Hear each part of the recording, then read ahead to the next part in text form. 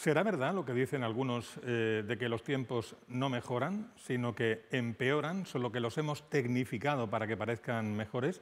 ¿Será verdad que estamos convirtiendo el presente en algo de lo que huir a toda prisa, aunque sea hacia el pasado, para recuperar otro tiempo que necesitamos? Desde luego, lo que sí es verdad es que estamos en unos tiempos de profundos cambios sociales en los que tenemos que cuidarnos mucho. Comenzamos así hoy Voces de la Región.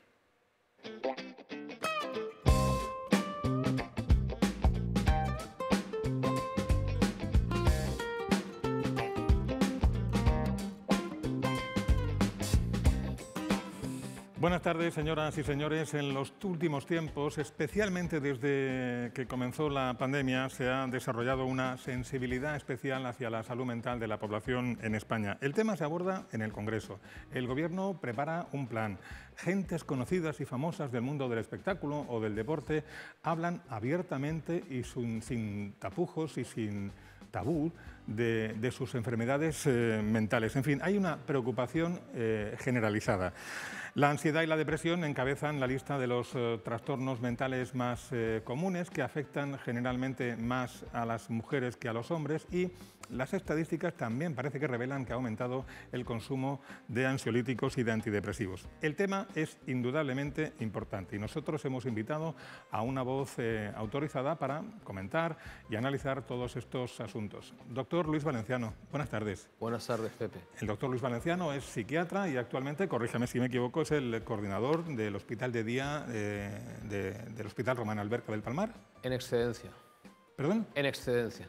Exgerente. En excedencia. En excedencia, perdón, no lo entendía, muy bien. Doctor Valenciano, la salud mental en España se percibe, como decíamos, una preocupación generalizada. ¿Usted también la detecta? ¿Qué análisis hace de lo que está pasando? Bueno, uno doble. Por un lado, yo creo que es verdad que los problemas de salud mental crecen y por otro lado se les presta más atención. Crecen y a la vez se les presta más atención. Y a la vez se le presta más atención. La salud mental ha sido siempre el hermano pobre de la salud, pero yo creo que la mejora con respecto al estigma y otros problemas que hemos arrastrado desde siempre nos ha hecho salir más a la luz. Ten en cuenta, mi abuelo era psiquiatra, mi padre también.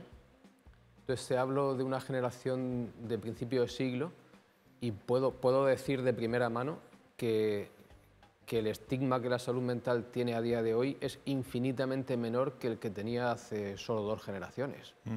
Eso es una gran noticia. Fíjate que dice usted que la salud mental es la hermana pobre de la salud, pero cuando uno busca en el diccionario salud, la palabra salud, habla de estado de bienestar físico y mental. O sea que, por definición, se le debería tratar por igual, pero la realidad no es así. Yo creo que el tabú y el estigma nos llevó a la oscuridad y la oscuridad a la inatención y la inatención a la pobreza. En España, dicen los datos, las encuestas, que España es el tercer país europeo donde más crece la preocupación por la salud mental. ¿Usted hace algún análisis de esto, de ese dato? Sí, yo creo que los grandes problemas de salud mental, mejor dicho, las enfermedades clásicas de salud mental, las esquizofrenias, los trastornos bipolares, las depresiones mayores y otras patologías, no crecen espectacularmente. Pero las patologías de personalidad que dependen más de asuntos sociales son las que están creciendo. Usted, tanto en el ámbito de lo público, cuando ha ejercido en lo público, como en el ámbito de su consulta privada, ha detectado un incremento notable de casos, de gente, de pacientes que van a consultar, van a pedir ayuda. Claro, lo dicen todos mis compañeros, ¿no? Lo oyes, lo leíamos ayer en La Verdad, ¿no? Que había varios de mis compañeros opinando. Las puertas de urgencias de los hospitales están muy frecuentadas por adolescentes con problemas de autolesiones, de intentos de suicidio. O sea, es evidente que hay una problemática creciente en salud mental. Vale. Y ahora viene la pregunta del millón. ¿Por qué cree usted que está ocurriendo? Bueno, aunque toda enfermedad va a estar causada por factores de todo tipo, genéticos, ambientales, yo creo que el crecimiento actual se debe sobre todo a elementos sociales. Esta manera que tenemos de vivir ahora tan poco anclada en los demás, tan poco anclada en valores, tan egocéntrica, tan superficial, tan carente de sentido muchas veces, ¿cómo no va a dar lugar a patología mental? ¿Y los programas de atención a la salud mental que actualmente están en vigor, que conocemos, usted cree que están bien definidos o preparados para adecuarse a este modelo de sociedad que usted estaba definiendo en este momento? Bueno, yo creo que están en una seria revisión, en una seria, responsable y profunda revisión, intentando, como tú dices, adaptarse a los tiempos. Lo que no vale es la inercia. Lo que no vale es hagámoslo de siempre porque lo venimos haciendo desde siempre. Tendremos que pensar qué modo de atención vamos a dar a este nuevo desafío. Hace unos días veíamos en televisión española un debate, estuvo muy interesante, sobre la salud mental, y lo que pasa es que la mayor parte del debate se focalizaba en un asunto. Decían, ¿faltan profesionales o sobran fármacos? El otro día, cuando yo hablaba con usted, preparando un poco, invitándole a este programa, usted nos decía, sí, es verdad, pero que no todo el debate se puede reducir a eso, así es que faltan profesionales o si el uso de los fármacos es adecuado o no. Claro, yo pensaba, si realmente estas causas sociales son las que están en la vía de entrada produciendo más enfermedad mental, que yo creo que sí, la producción de enfermedad mental está siendo en masa. Sin embargo, al final de ese túnel, la reparación de esa salud mental es artesanal. Si tienes producción en masa de patología y resolución artesanal persona por persona, se va a colapsar todo. Y no es una cuestión de solo de contratar profesionales por varios motivos. Primero, no hay. Psiquiatras no hay. Segundo, ¿cómo los pagamos? Tendremos que traer dinero de otro sitio porque el dinero no es infinito. Y tercero, y más importante que todo eso, ¿para hacer qué? Los contratamos, pero ¿para hacer exactamente qué? Yo soy pesimista en el sentido de que creo que una labor bien hecha casi siempre es artesanal. Y estamos produciendo patología en masa como churros, entonces tenemos que cortar la máquina por el principio, pero ¿quién lo corta? ¿Quién es el encargado? Claro, esa pregunta que usted plantea me deja así un poco descolocado. Cuando usted dice ¿para hacer qué?, ¿se refiere a que, por ejemplo, en este momento falta conocimiento para adoptar terapias adecuadas a estos problemas o qué No, es? te quiero decir que las terapias son individuales, son complejas, son sofisticadas, y si tienes una entrada de patología en masa, en chorro, y una solución artesanal, se te van a atascar. Para hacer que, te quiero decir que no podemos responder superficialmente a un problema tan complejo. Y eso entra en lo que tú me decías de los fármacos. Claro que hay fármacos de más. ¿Hay demasiados fármacos? ¿Psicofármacos? Sin duda. ¿Se ven los pacientes cada demasiado tiempo? Sin duda. ¿Es posible establecer una relación útil de psicoterapia viéndose cada 3 meses? No. ¿Podrías hacer una amistad viéndote cada 3 meses? Difícilmente. ¿Podrías hacer un noviazgo viéndote cada 3 meses? Pues tampoco. Entonces, la respuesta es compleja.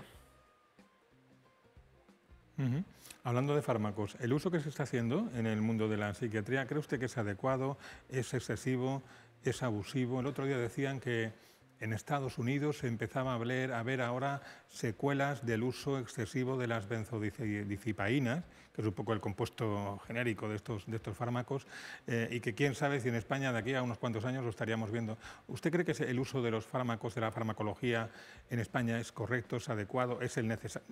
¿Cómo lo ve? Bueno, fíjate que yo creo que el conocimiento general de los psiquiatras sobre fármacos en España es excelente. Y sin embargo hay un abuso evidente del uso de fármacos. Me pregunto si al estar viendo a la gente cada 3 meses le pedimos al fármaco que haga lo que no podemos hacer nosotros.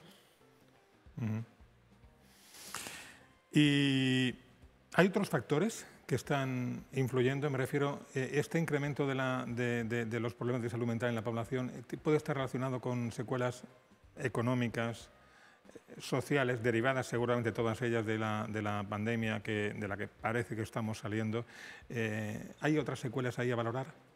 Yo creo que la pandemia juega un papel importante en la medida en que cuando las personas nos encontramos mal, buscamos vías de distracción. Es un mecanismo de defensa, se llama defensa maníaca, la defensa de correr, atarearse. Claro, en la medida en que nos confinamos y no podemos salir tanto, esa vía de escape queda cegada y nos vemos enfrentados a lo nuestro. La gente decía que se habían cambiado más los marcos de los cuadros durante el confinamiento que en ninguna otra época, porque claro, nunca se había parado uno a reparar los marcos de los cuadros de su casa, ¿no? Como en la pandemia. Y yo creo que lo mismo pasa con la salud mental, que nos hemos tenido que mirar más porque nos han dejado quietos, ¿no? Pero fíjate que yo creo que siendo la pandemia muy importante, en realidad yo te diría que ese estilo de comunicación por redes sociales, de un mundo ideal, donde nadie sufre, donde todo es bonito, pero mentira, estas interacciones superficiales, absurdas, son mucho más nido de patología que la pandemia en sí. Esa venta de un mundo feliz, idealizado, que la gente siente mal de no tener, cuando no debería sentirse mal de no tener porque no existe. El otro día me decía, hablando de las consecuencias de la pandemia, ¿no?, y del confinamiento, me decía un odontólogo conocido, al que hacía tiempo que no veía, que bueno, me contaba su experiencia, ¿no?, que había tenido algo de actividad en la consulta durante toda la pandemia, menor, pero había tenido actividad, y que casi todos los casos que veía eran de bruxismo, de personas, pacientes suyos, que iban con piezas dentales rotas y me decía, pero ya no solamente empastes, que un empaste tiene una resistencia limitada y se puede romper. Dice, piezas naturales del paciente que no estaban dañadas, rotas como consecuencia del bruxismo. Yo no sé si el bruxismo que es una enfermedad ontológica, pero sí tiene algo que ver también, claro, con la mente, ¿no? Le creo total. La tensión le creo 100%. Claro, es increíble.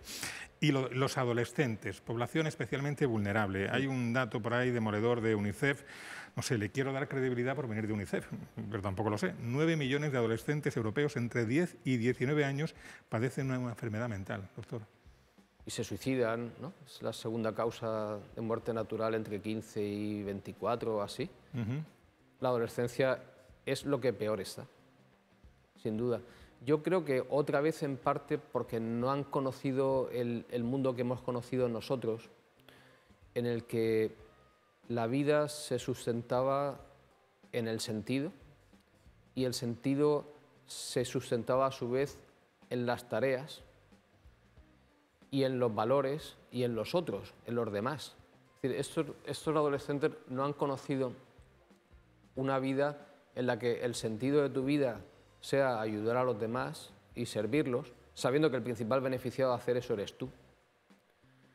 Que estés unido a valores profundos, permanentes, y que sea eso la fuente de gratificación, sino están conectados a una fuente de gratificación más rápida, más banal, y con una mecha corta. Y yo creo que ha cambiado la neurofisiología cerebral con las redes, con Internet, y, en fin, nos hemos venido abajo de todo punto de vista de lo social. Ahora que ha mencionado usted las redes, el otro día leíamos, usted también lo leería, que el propietario de Facebook, de Instagram, creo, amenazaba con cerrar en Europa por un tema de política de transferencia de datos con Estados Unidos o algo así. Caso que yo cuando leí la noticia pensé, digo, no será verdad, está tardando en cerrar. ¿Fue un pensamiento maligno mío o no? No, pero yo estoy de acuerdo. O sea, no nos damos cuenta el tipo de interacción que estamos fomentando y aún menos el tipo de interacción que nos estamos perdiendo. Tú y yo pertenecemos a una generación anterior a todo eso y es más difícil que te dañe. Pero si has nacido ya así, ¿te crees que la vida es eso? Es un problema, es un problema. ¿Cómo influye, por tanto, atendiendo a lo que está diciendo, cómo influye el consumo de pantallas? Vamos a emplear el consumo de pantallas en nuestra conducta y en nuestro comportamiento. Estoy convencido que muchísimo, que nos hace polvo, que nos hace trizas. Sobre todo porque perdemos de vista como 4 cosas. Que lo ideal no existe, solo lo real existe. que ese mundo de fantasía idealizada de Instagram a las 7 de la tarde en un atardecer en La Manga es una chorrada. Y la gente se siente mal por no tenerlo. 2, que el secreto de la vida está en el desarrollo de una tarea y de una profesión, especialmente si otros se benefician de ella, y que el tráfico de afectos entre seres humanos, profundo y anclado, es principal dique contra el suicidio y contra la enfermedad mental de este tipo. Entonces tenemos que recapacitar si estamos construyendo vidas que merecen la pena ser vividas, porque no se trata de poner un número 026 que para el suicidio, una línea telefónica para el suicidio, se trata de intentar construir vidas que sean dignas y gratas de ser vividas, de tal modo que no quieras suicidarte. O sea que si yo le preguntara ahora, ¿qué podemos hacer, doctor, para combatir todo esto que estamos ahora comentando? Un titular podría ser fortalecer las relaciones humanas. Fortalecer las relaciones con los demás.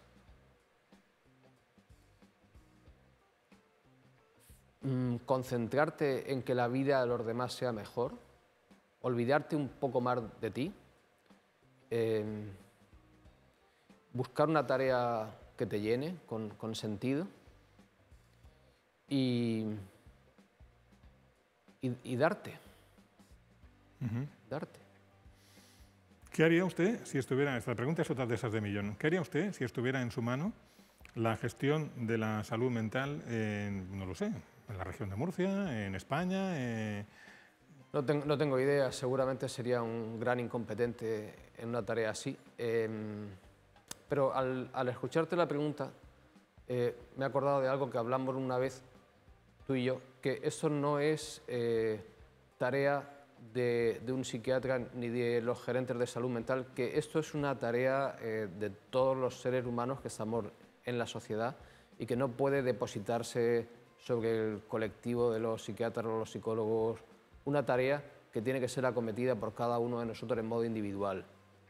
Pasa igual con la política, ¿no? Transferimos, proyectamos en unos seres supuestamente más competentes y capacitados el destino de nuestras vidas, pero no podemos hacer eso, porque es una abdicación penosa.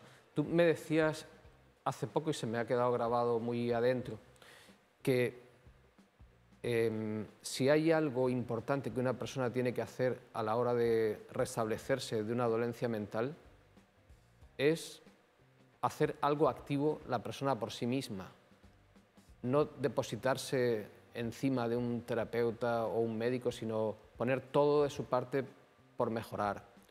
Y yo creo que esa barrera en la que hemos entrado no se va a curar médicamente ni por los servicios de salud, o lo hacemos todos a la vez como sociedad y como individuos, o los sistemas de salud no van a restablecer esto.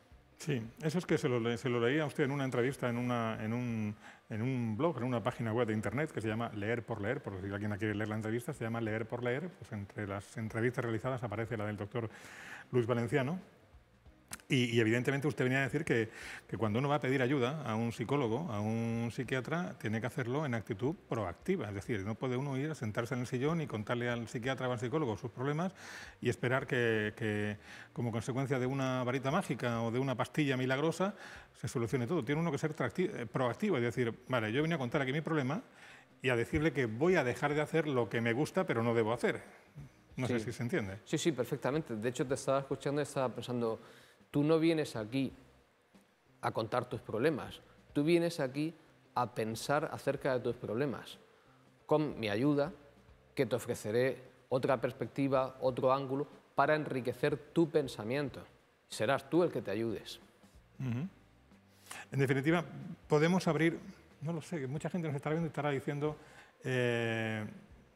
padres, madres de adolescentes, ¿y qué puedo hacer yo? ¿Cómo puedo reconducir la situación de mi hijo, que a veces tiene esas actitudes un poco así hurañas, que no se comunica, que tal? Ya sé que yo nunca he sido partidario de a un doctor o un médico pedirle consejos, porque en medicina y en psiquiatría también es difícil dar un consejo general para toda la población, pero sí habrá a lo mejor alguna pauta que se pueda seguir. Sí. Yo creo que es extremadamente difícil ser padre y padre de adolescentes.